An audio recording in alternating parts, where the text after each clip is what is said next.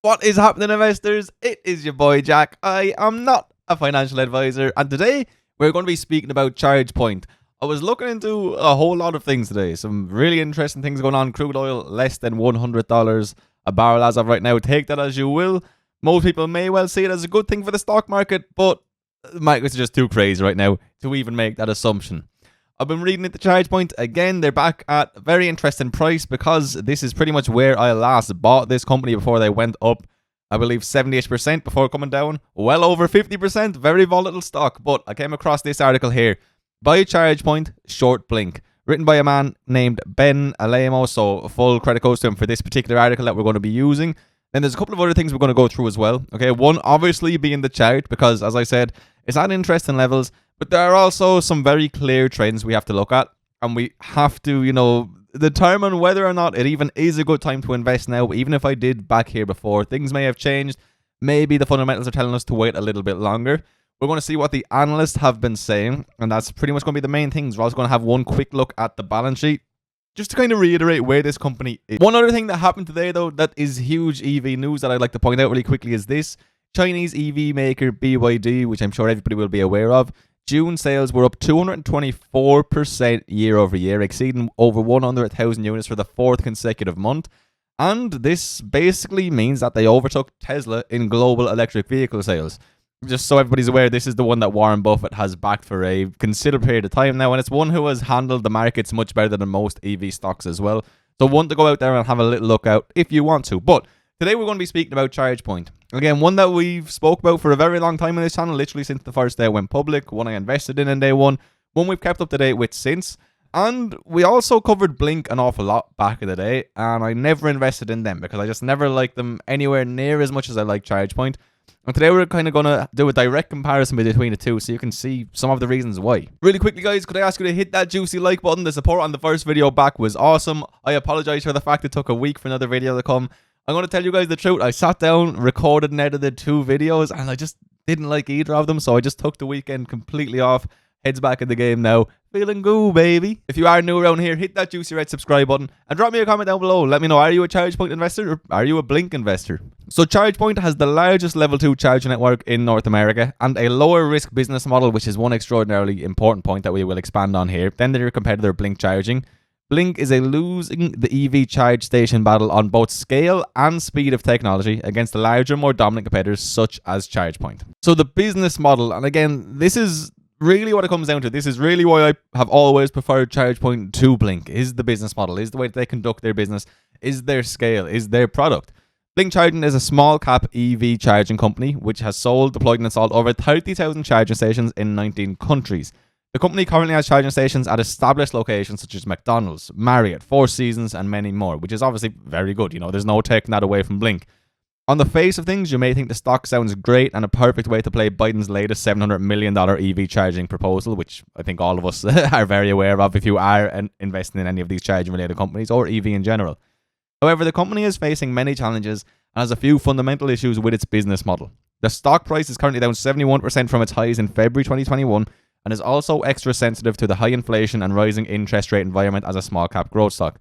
Funny thing about these guys is I think I went to initially consider buying them when they were $5 or $6 a share, and I remember them hitting 20 relatively quickly after and being devastated that I didn't get involved. But you live and you learn. It still could have been a great trade getting in that early. But anyway, according to fundamental economics, this is basically a product with elastic demand, which means there are many substitutes and it ends up being a pricing game.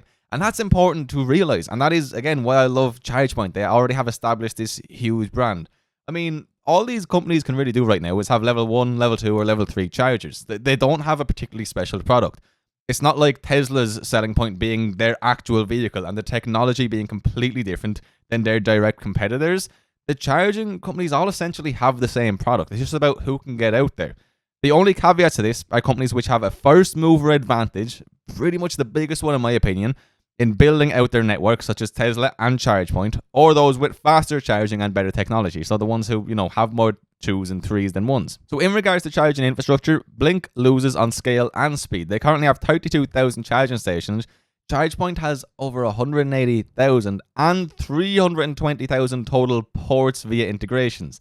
This means ChargePoint network is nearly 6 times the size of Blink's already, not even including the integrations. That would put them at more than 10 times. So important to understand the difference between the different level of charging stations. Most of you guys will, but really quickly, level 1 stations are 2 to 5 miles per hour of charge. I mean, very slow with some of the ranges vehicles have these days. Level 2 would be more popular ones, 10 to 20 miles per hour of charge. It's tolerable, especially if people are charging overnight or in a parking lot, their apartment complex, whatever it is. And then level 3 stations are 60 to 80 miles per hour of charge. Obviously, the best that are out there by far. The majority of consumers who are driving an EV on the road will likely want the fastest charging possible, while it may be slightly less of an issue for home charging stations where you wouldn't mind putting on a slow level 1 charge overnight. Building out any infrastructure is expensive, and we've seen this, especially if you started investing in EV come 2021. I remember this being the biggest concern with companies like Hyliion and even a lot of the other smaller EV players that were getting involved.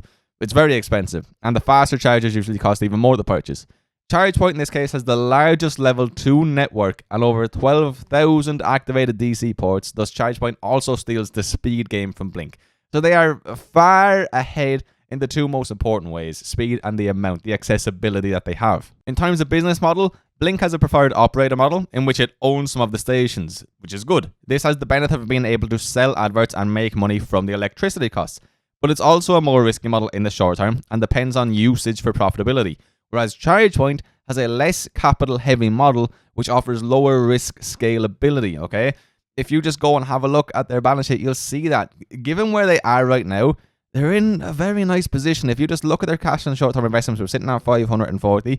Total current assets at 712. Total assets at over 1 bill, okay? We're going to go down to our current liabilities, 212 compared to our cash, not even total current assets, at 540.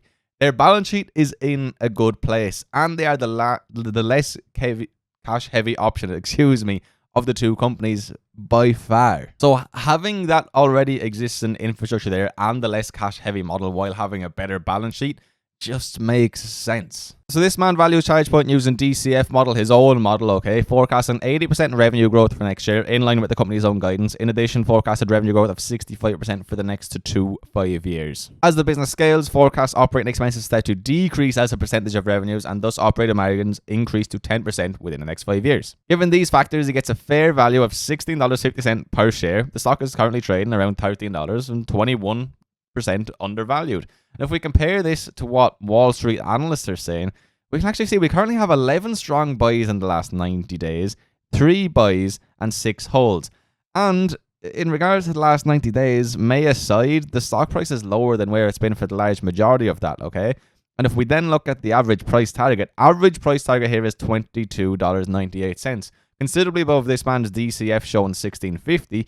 But even the lows from Wall Street are at $12 a share, representing a relatively low medium-term risk. We even see high price targets all the way up at $46 a share. Now, if we look at the recommendations, what's quite interesting here is it goes back to December 2020. There hasn't been a single sell recommendation the whole way, which I personally find odd, extraordinarily odd. But you'll see right now the strong buys are overpowering everything by quite a while. One thing I'd like to say, though, is this is still in an extraordinarily early stage of just general business, okay? All charging stations are.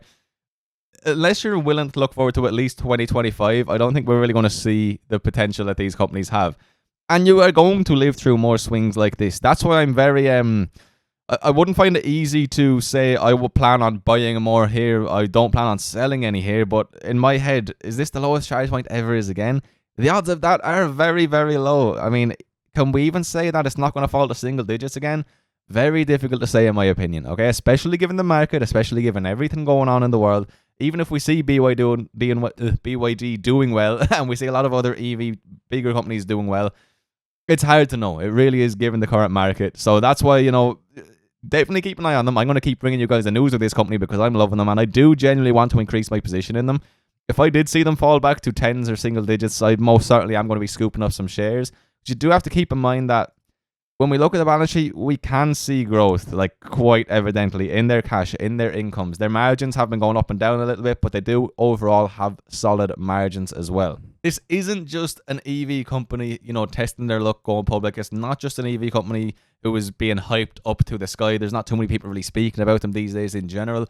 This isn't just an EV company who is, pre-revenue even. They're in a solid cash position and the growth is there. But again, look at that chart. The downtrend is quite seriously here. You could even argue this as a double top, which could mean, boom, we could be coming all the way back down. But guys, what I'm going to do is I'm going to leave the link to the rest of this article in the description if you do want to check out the rest of it. Very useful stuff in here. Some of the stuff I don't feel the need to go into in this YouTube video, but some really useful numbers here. And again, if you're even more interested in Blink charging, there's a lot more information there as well in regards to why he would consider short selling them. Anyway, guys, that is my video on ChargePoint right now. As always, I'm loving the company. They just keep on going. They keep on performing. They keep on bringing good things to us investors, even if the stock price isn't always showing that. And the one I have quite a bit of confidence in the years going forward. Though I think we get to see $50 a share anytime soon. No, my friends. Looking back on things, geez, that was crazy, but that was America to those times. Anyway, guys, if you enjoyed this video, thank you so much for watching all the way till the end. You, my friend, are a true legend. Please consider hitting that like button, drop me a comment down below, and subscribing if you're new around here. All of that means the world to me. A lot of love to you all. I hope you're keeping cool, my friends. I'll see you for another video very soon. Peace.